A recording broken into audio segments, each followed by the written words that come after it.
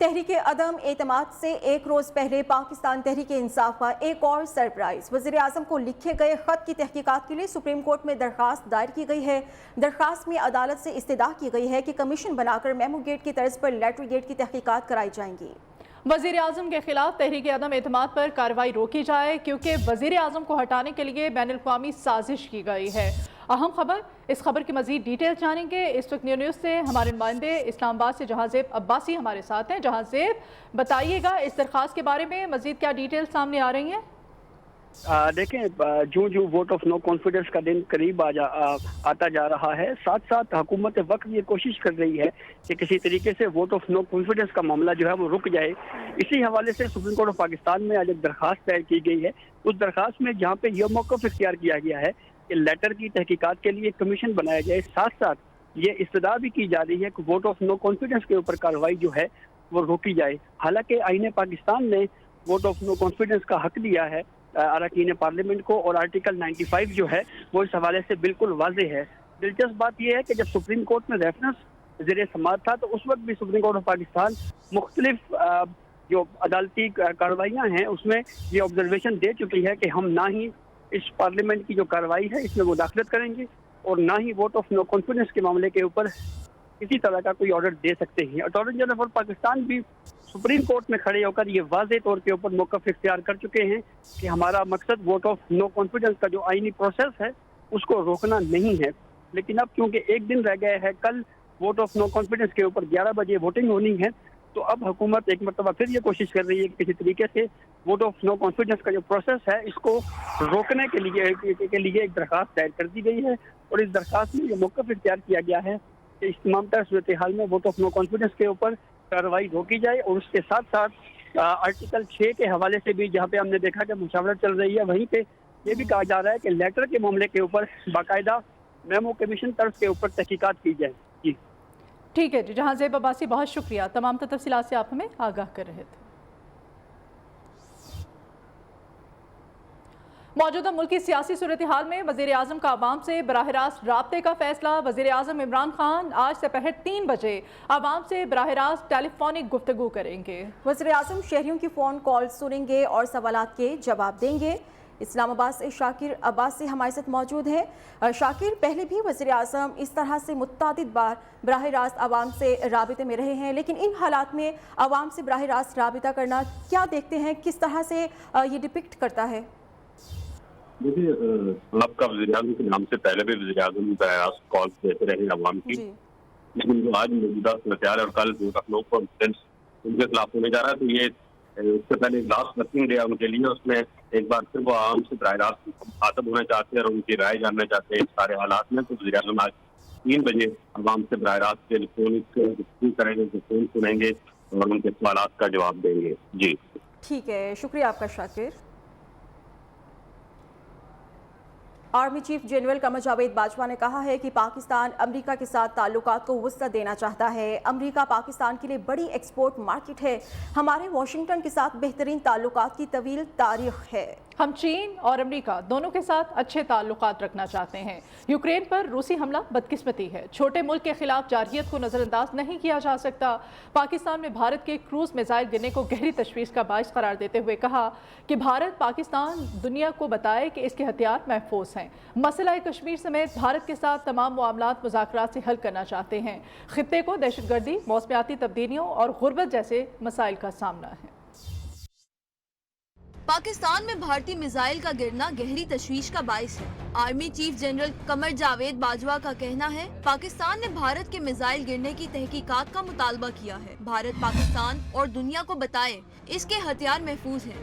We hope the international community will realize that this incident could have resulted in loss of life in Pakistan or an accidental shooting down of a passenger plane that were flying along the path of the cruise missile.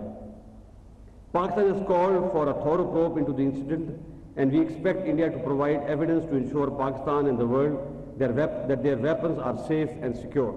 اسلام آباد میں security dialogue میں army chief نے کہا پاکستان مسئلہ کشمیر کے حل کے لیے ڈائیلاگ اور ڈپلومیسی پر یقین رکھتا ہے۔ پاکستان چاہتا ہے کہ بھارت کے ساتھ آبی تنازع بھی ڈائیلاگ اور ڈپلومیسی سے حل کیا جائے۔ Beside Kashmir dispute, The Indo-China border dispute is also a matter of great concern for us, and we want it to be settled quickly through dialogue and diplomacy. उनका कहना था कि खिते को दहशतगर्दी, मौसमियाती तब्दीलियों और गुर्बत जैसे मसाइल का सामना है। हमने बेशुमार कुर्बानियां देकर दहशतगर्दी पर काबू पाया।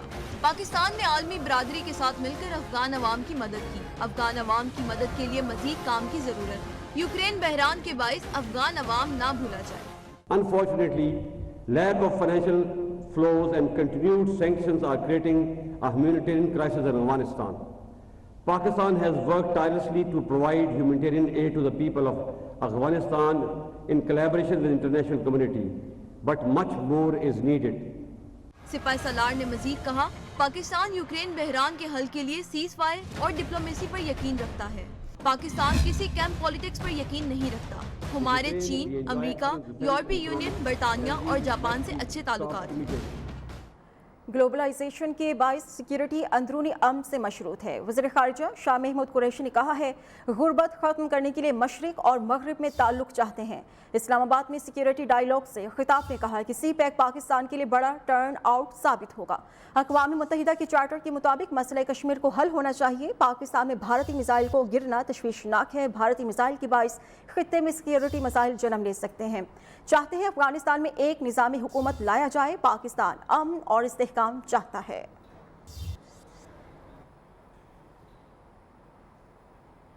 पंजाब असेंबली में हुकूमती और अपोजिशन अरकान आमने सामने आ गए हैं। मुत्तहिदा अपोजिशन अरकान के हमजा के नारे पंजाब असेंबली की सीढ़ियों पर ताहिर हलील सिंधु का कारकुनों के साथ गो इमरान गो के नारे, जबकि हुकूमती खवातीन इमरान खान के हक में नारे लगाती रहीं।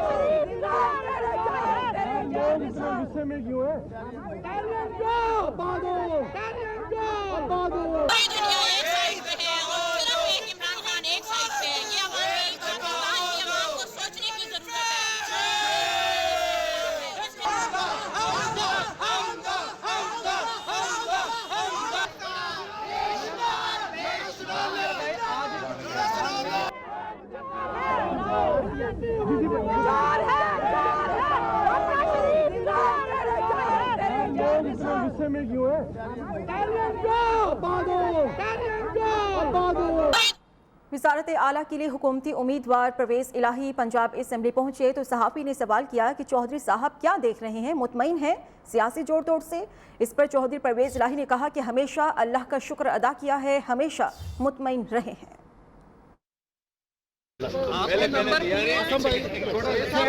कितने मुतमईन रहे, क्या देख रहे हैं, क्या कहेंगे चलते चलते? बिल्कुल साइड पे हो तो बना लो। हमेशा एक सेकंड, हमेशा अल्लाह का शुक्र अदा किया, हमेशा मुतमईन रहे। आज सरप्राइज नाश्ता तो भाई इफ्तार दिया जा रहा है अभी तो आपका स्पीकर की कुर्सी से ज्यादा होगी, क्या करेंगे? जो साइड पर लगा हुआ स्पीकर की वोटिंग से ज्यादा लेंगे वो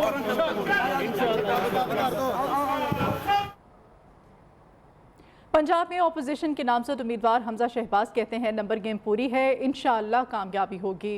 मुंतखब होने के बाद आवाम की खिदमत ही मंशूर होगा। सूबे में बड़े मसाइल हैं, मौजूदा हुकूमत ने 4 साल तक आवाम को परेशानियों के सिवा कुछ नहीं दिया। जेकेटी के लोगों से मुलाकात है आपकी? अपना जो है वो अल्लाह ताला का शुक्र अदा करता हूँ। मैं अपने कायद मोहम्मद नवाज शरीफ साहब का शुक्रिया अदा करता हूँ, जिन्होंने एक कारकुन पर एतमाद किया। मैं अपनी जमात का शुक्रिया अदा करता हूँ, पार्लिमानी पार्टी का शुक्रिया अदा करता हूँ और मुझे उम्मीद वासिक है कि ये हम अपना जो एक जद्दोजहद कर रहे हैं, चाहे वो लॉन्ग मार्च है, चाहे वो तरीके अदम एतमाद वफाक में है, सूबे में है, इसका एक मकसद है। इसका मकसद वज़ारत आला नहीं है, इसका मकसद है जो 4 सालों में धोखा फ्रॉड इस अवाम के साथ किया गया, आज अवाम के घरों में भूख है। डाइस पर आ जाए, डाइस पे नहीं टॉक नहीं ये भी थी और यही कहा था मीडिया माशरे का आईना हुआ करता है और ऐसी क्या बात है जो मीडिया को अंदर नहीं जाने दिया जा रहा। मैंने पंजाब के सूबे के गरीब अवाम की बात की थी, उसकी भी मीडिया पर जुबान बंदी की गई, तो ये गैर मुनासिब बात है और इंशाअल्लाह अल्लाह ने चाहा तो मुस्लिम लीग नून जब हुकूमत बनाएगी तो मीडिया को ऐसी परेशानी का सामना नहीं करना पड़ेगा।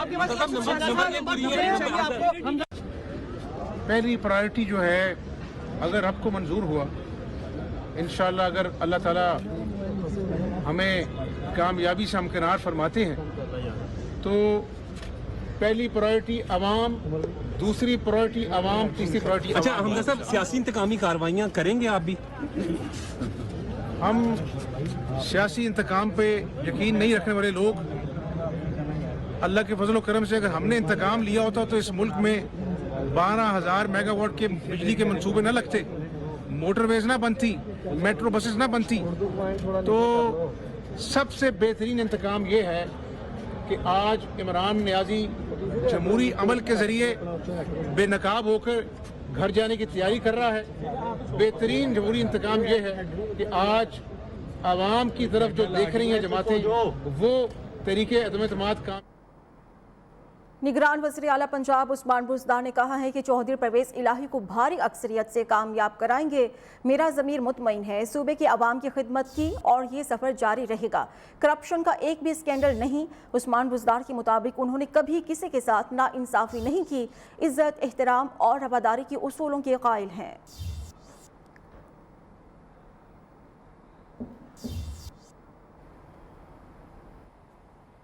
फयाजुल हसन चौहान कहते हैं ऑपोजिशन 3.5 साल बुज़दार का इस्तीफ़ा मांगती रही, अब दे दिया है तो कबूल नहीं कर रही। उन्होंने इस आज़म का इज़हार किया कि चौधरी परवेज़ इलाही कामयाब हो जाएंगे। इस वक्त मैं पंजाब असम्बली के बाहर मौजूद हूँ, जहाँ आज नए कायदे ऐवान के लिए जो है वो पेपर जो हैं वो जमा कराए जाएंगे। तरीके इंसाफ की जानिब से जो हैं वो चौधरी परवेज़ इलाही उम्मीदवार हैं, जबकि मुस्लिम लीग नून की जानिब से जो हैं वो हमजा शहबाज शरीफ उम्मीदवार हैं। इस वक्त हमारे साथ फयाजुल हसन चौहान मौजूद हैं, साबिक़ सूबाई वज़ीर, इनसे जानते हैं। देखें, अपोजिशन जो है वो पिछले 3.5 साल से बुज़दार साहब को कहती थी इस्तीफ़ा दो, इस्तीफ़ा दो, इस्तीफ़ा दो। अब वो इस्तीफ़ा दे दिया, ये ले नहीं रहे, ठीक है ना। अब बताएं इसमें हम क्या करें। अब उनकी स्पोक्स पर्सन आके कहती है जी हमें लेना नहीं है, पहले कहते थे दो। तो एक तो ये इनकी मुनाफ़क़त आपके सामने आ गई।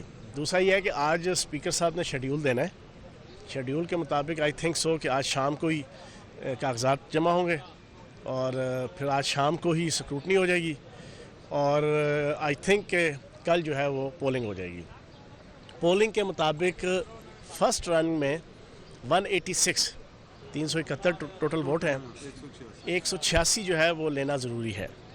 अगर 186 कोई वोट ना ले सका दोनों कैंडिडेट में से, फिर दूसरी टर्म में जो पोलिंग होगी उसमें जो अवेलेबल हाल के अंदर प्रेजेंट जो मेंबर्स होंगे उनमें एक वोट से भी जो जीत गया वो जीत जाएगा। के हवाले से उन्होंने ये भी बताया कि अगर हॉल के अंदर उस वक्त जितने मेंबर्स मौजूद होंगे, अगर पहली टर्म के अंदर उनकी गिनती के अंदर कोई 186 वोट ना ले सका तो दोबारा जो वोटिंग है वो होगी और जिसकी अक्सरियत होगी वो कायदे ऐवान मुंतखब हो जाएगा। और उन्होंने इस अज़म का इज़हार किया कि चौधरी परवेज़ इलाही जो हैं वो नए वज़ीर आला कायदे ऐवान जो है मुंतखब हो जाएंगे। जी, नून लीग की रुकने पंजाब असेंबली हिना परवेज़ भट्ट ने कहा है कि हम बड़े खुश हैं कि इमरान खान से जान छूट रही है।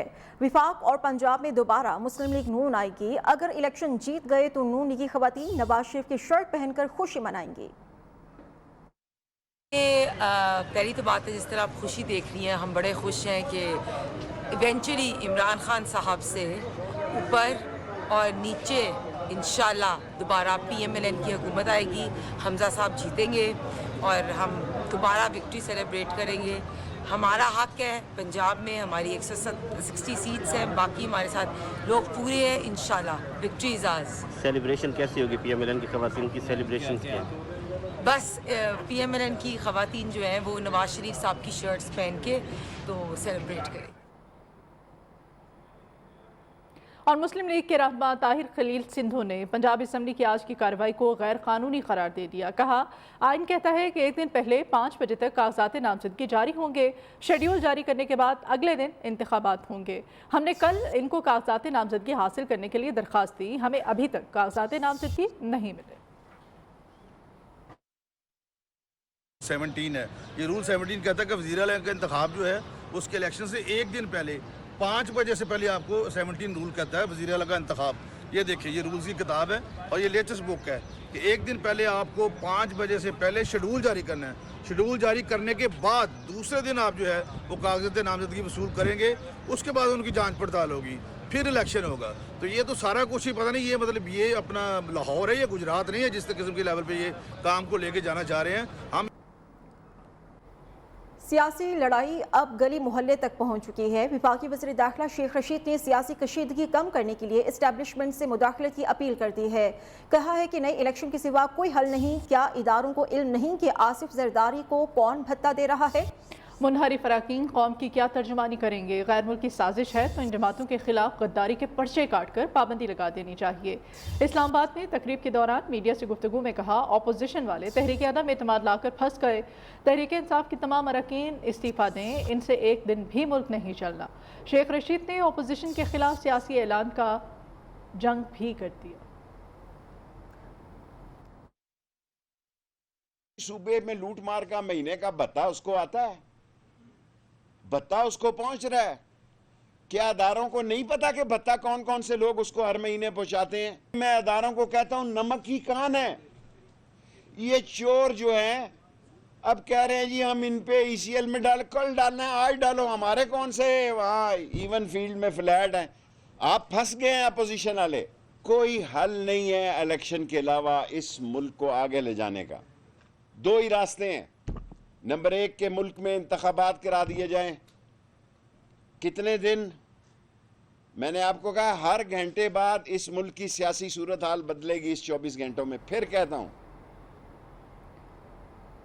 ادھر وفاقی وزیر اطلاعات فواد چودھری کو وزارت قانون کا اضافی چارج بھی سونپ دیا گیا ہے. کابینہ ڈویژن نے فواد چودھری کو وزارت قانون کا اضافی چارج سونپنے کا نوٹیفیکیشن جاری کر دیا، جس کے بعد فواد چودھری نے وزارت اطلاعات کا ساتھ ساتھ وزارت قانون کا اضافی چارج بھی سنبھالا ہے. گزشتہ روز فواد چودھری نے کہا تھا کہ وزارت قانون سنبھالتے ہیں تو شہباز شریف سمیت اپوزیشن رہنماؤں کی FIA سے ضمانت خارج کرانے کا کہیں گے اور بغاوت کے مقدمے درج کرائیں گے.